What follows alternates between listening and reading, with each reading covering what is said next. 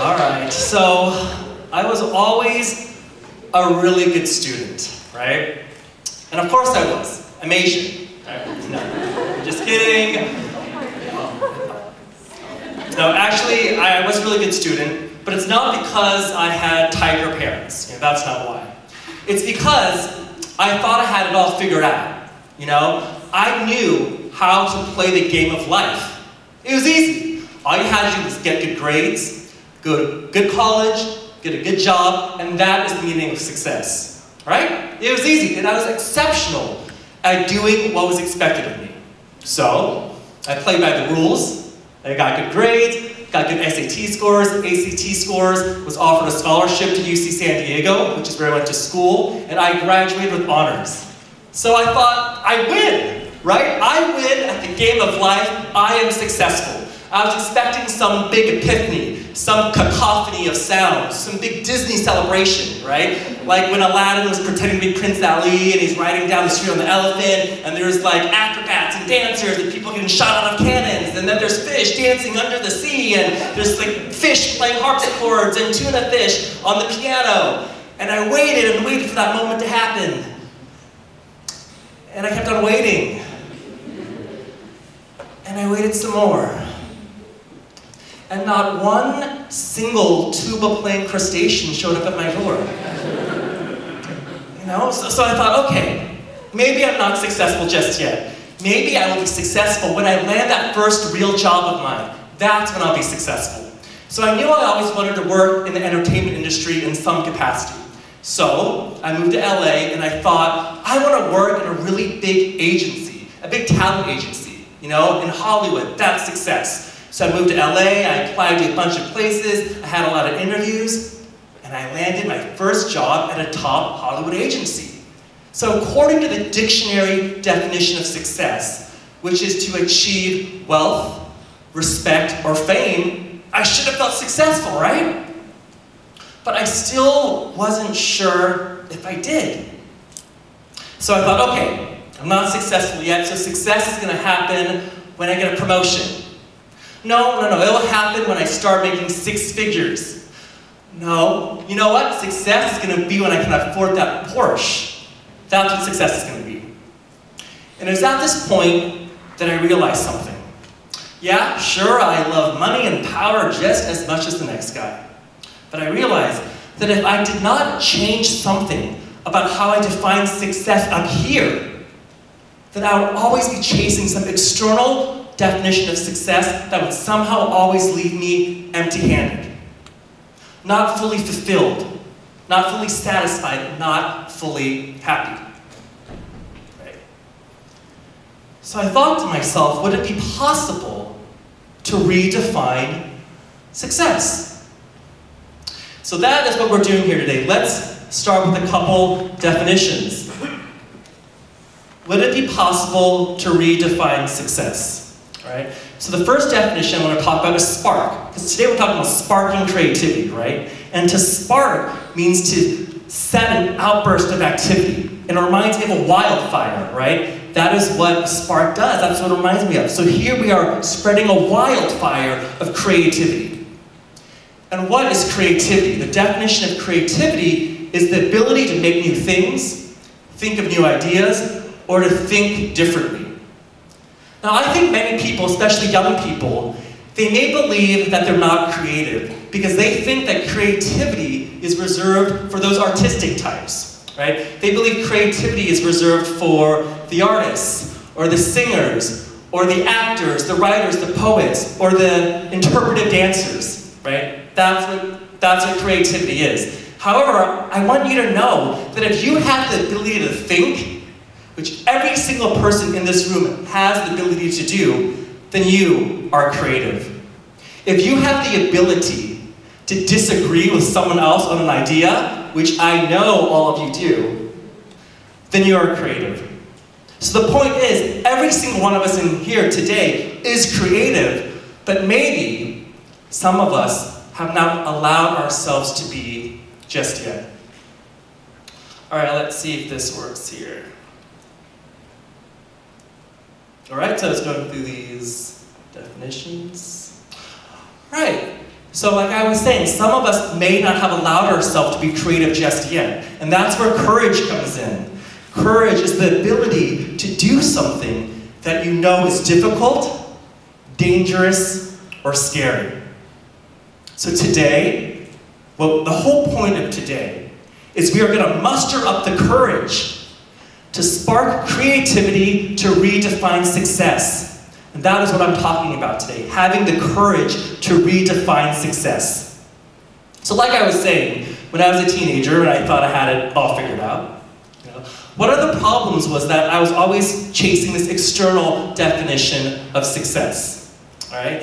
And of course, that is a part of life. It's inevitable that we are driven by external rewards. And I totally agree that as teenagers, the hard work that you put in now, the effort, the time management skills that you're learning, that will lead to so many more opportunities to do whatever you love later. I'm a full believer of that. However, the problem with the old definition of success is that it does not tap into anything internal or intrinsic about ourselves, right?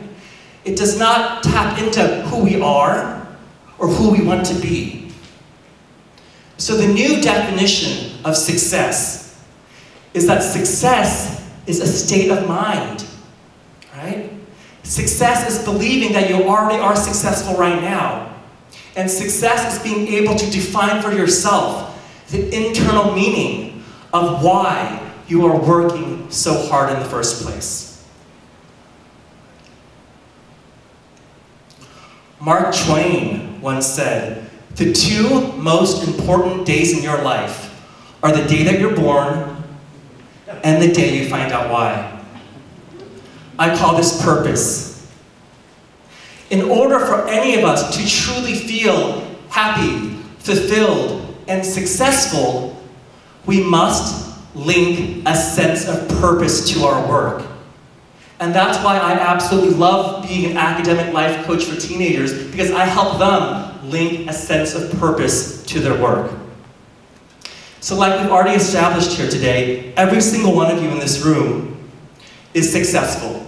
It has the ability to be creative, to think for yourself, and to think differently. Every single one of you in here right now has unique gifts and talents that are unique only to you. That's what Mark Twain meant by this quote. Whether you like it or not, you were born into this world to make a positive impact in the world around you. And let me tell you, there's no better feeling than when you find out what you want that impact to be. Your sole purpose here, it's not to make $1 million or to get that 4.0 or to get into that prestigious college. Sure, that is a part of success, but it's not all of success. So there's this great article I read online recently, written by a palliative nurse, and she works with the dying. And she works with geriatric patients on their deathbed. And she interviewed them, and she asked them, "What are some of your biggest regrets?" And the one regret that kept on coming up over and over again was this: "I wish I'd had the courage to live a life true to myself and not the life others expected of me." And I think that's really great because it forces us to really think about what success really means. You know, I don't want to bring that up to be morbid or depressing, but I think it's quite enlightening that sometimes the words of the dying really show us how to embrace living.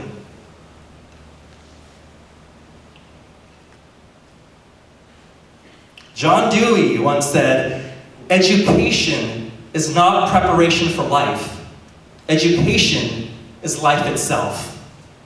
So in hindsight, I see that when I was a teenager chasing this external definition of success, one of the problems was that I was always waiting for my life to start. I was working really hard in my education in order for my life to begin. But what I realize now is that life, it doesn't start at high school graduation or college graduation, or when you land that first job, or when you make that first $1 million. You are living right now. Life is happening right now. So in terms of success as a mindset, you are successful right now as long as you remind yourself on a daily basis, am I being the best version of myself right now? And success is knowing that there are many definitions of success, and all you have to do is strive for balance in all those areas. So the new definition of success, which you've talked about, it's a mindset, right? It's a mindset, it's a state of mind to think about, am I being the best version of myself right now?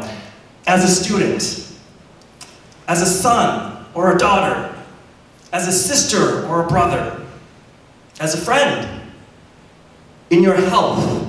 And I mentioned sleep. Are you getting enough sleep? In your personal growth. Are you being the best version of yourself in pursuit of your passions? Or if you don't have a passion or don't know what your passion is, that's okay. But are you being true to yourself in terms of allowing yourself to discover what your passion may be? And remembering your purpose, just like Mark Twain was saying. And in giving back to others. So as you can see, the point is that there are many, many, many definitions of success.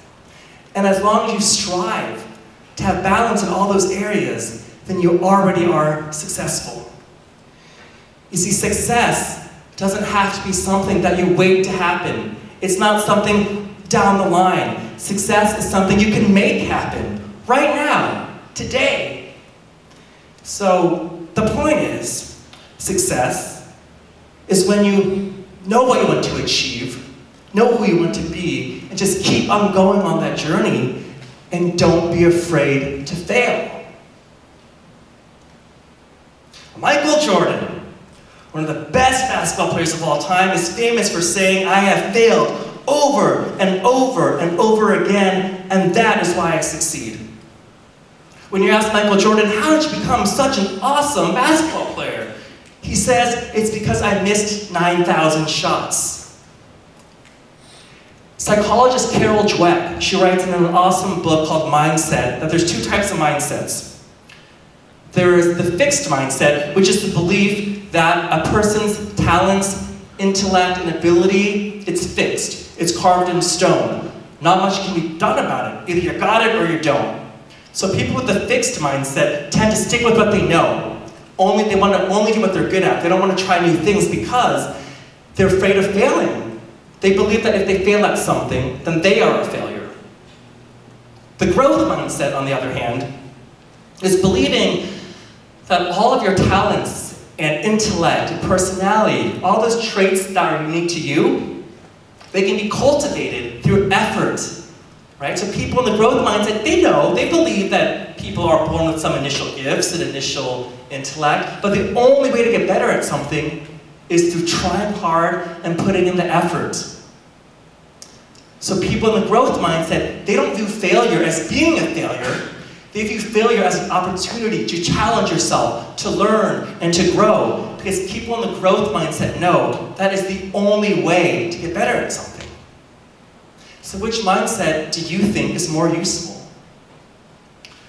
Let's take a look at some famous failures with the growth mindset. You know, Albert Einstein, when he was a kid, he didn't speak until he was almost 4 years old, and his teachers told him he wouldn't amount to much.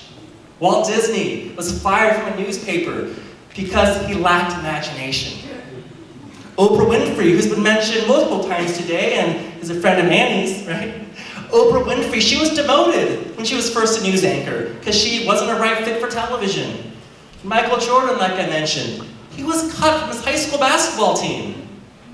Steve Jobs was fired from his own company when he was 30 years old. His own company, because he wasn't a good fit for it. And lastly, the Beatles was passed up by many, many, many recording studios because they didn't have the right sound for the radio, and they had no place in show business. So do you think these people had growth mindset or fixed mindset? So the point is that if you don't learn to fail, you fail to learn. If you don't learn to fail, you fail to learn.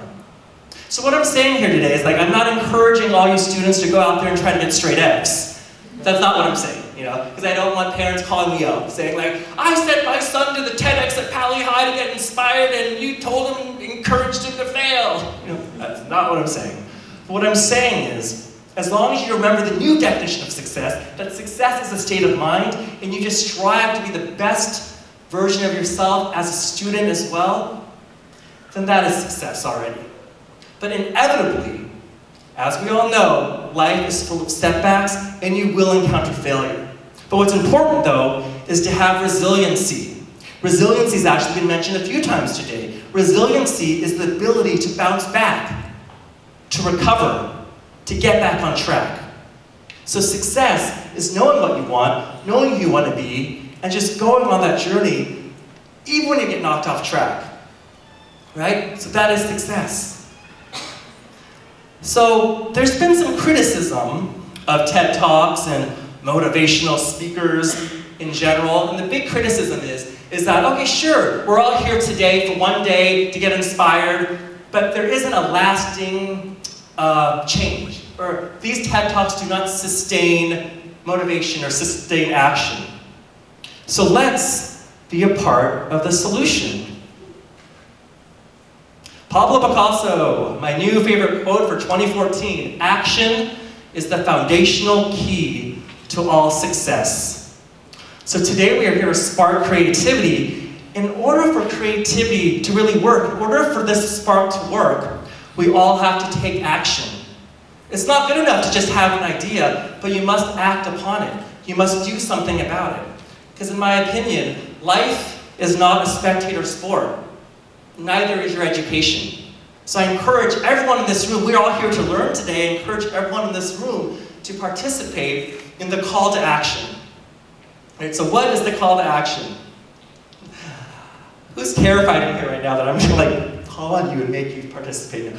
The call to action is something that I encourage all of you. We're all gonna do this today. The call to action is, I want you all, at the end of this event, to refrain from trying to resist from running out the door in terror. And I encourage you, adults and teenagers, parents, teachers, everyone in this room, to reach out to someone else in the room today that you haven't met before and introduce yourself. And try this procedure. Have one person ask the other, what is a change that you wish to make in yourself or in the world around you? Or simply ask them, what is your biggest dream? And let them reply. But then, ask them this, tell me more. Let's really think about what our dream is. Let's really think about a change that we really do want to make in the world or in ourselves. And then let the person answer. And then ask them, well, what's a specific action that you can do right now that could contribute to that dream or that vision? And this is the most important part, I think. Well, then switch roles and have the other person ask. But then ultimately, I want you guys to exchange contact information. Exchange emails or phone numbers or Facebook, whatever it takes, and decide on a suitable time to reach out to each other, to hold each other accountable. In order for sparking creativity to work, we all have to help each other be a part of that fire. Now, the only guideline is, let's all be supportive of each other. Let's be respectful when we meet and we talk. There's no judgment in this room. We're all here for the same reason. This is a safe place. So, in conclusion, I want us all to ditch the old definition of success, that success is only about chasing external rewards, and let's incorporate the new definition of success, that success is a state of mind, and all of you believing right now that you are successful, and just approach life with being the best version of yourself in every area. So I please encourage all of you to please participate in the call to action procedure today. Be a part of the spark. And remember this, instead of saying, I'll believe it when I see it, try saying, if I believe it, I will see it. Thank you.